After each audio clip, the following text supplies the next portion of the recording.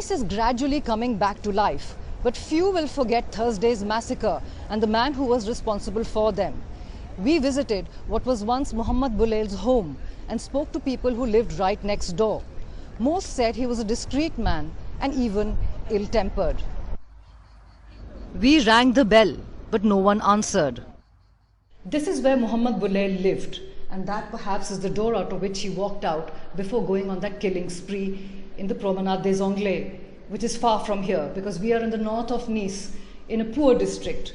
People living in this building, many of them are afraid to talk to us. But those who did said that he seemed like any other regular person, but wasn't very friendly. They are all shocked that this man living right beside them has now made it to international headlines. Il était assez athlétique, assez sportif. Donc, et quand il y a eu la perquisition, parce qu'ici on voit que la serrure est cassée, vous étiez là? Hier, oui, tout à fait. Hier, vers 10h du matin, il y a l'équipe du RAID qui sont venus faire une perquisition. Donc j'ai dû assister à cette perquisition, étant donné qu'il fallait 2 témoins. Donc je suis rentré avec eux pour assister. Et qu'est-ce qu'il y a à l'intérieur de cet appartement? C'est une maison comme tout le monde, il y a des vêtements, il y a des buts. Parce qu'il y avait la femme et avec ses enfants? Non, pas du tout, il n'y avait personne. Lors de la perquisition, il n'y avait personne. La dame est venue bien après, une demi-heure, 30 minutes, 40 minutes après, elle est venue pour assister à la perquisition. Qu'est-ce que sa femme a raconté à la police? Qu'elle ne comprenait pas, elle était effondrée, bouleversée, elle était en larmes, elle pleurait, elle ne comprenait pas ce qui lui est arrivé, elle ne comprenait pas pourquoi son ex-mari avait fait des choses horribles, terribles. Qu'elle ne comprenait pas, elle était effondrée, bouleversée, elle était en larmes, elle pleurait, elle ne comprenait pas ce qui lui est arrivé.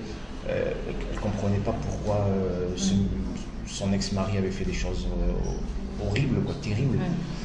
Mais elle a raconté des choses sur lui Oui, tout à fait. Qu'est-ce qu'elle a dit? Elle disait justement que c'était une personne qui n'avait rien à voir avec la religion, qui ne la pratiquait pas, qui aimait bien sortir en boîte de nuit, qui aimait bien boire de l'alcool, qui aimait bien avoir une belle apparence avec les filles, il aimait bien pratiquer, fréquenter. Et de l'image des Marocains, des Arabes.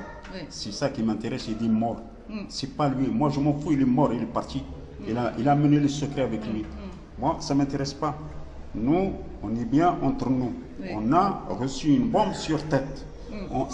Les Arabes, ça vaut 0 ici. Ils croient vous mettez les gens dans le même sac. On n'est pas pareil. Il faut distinguer. Il y a du bon et du mauvais. Nous, on n'a rien à voir avec avec les extrémistes. Moi, Most were worried that the neighborhood and the community will now get a bad name. And many said they were not happy with the French media, who they say do not do enough to break terrible stereotypes.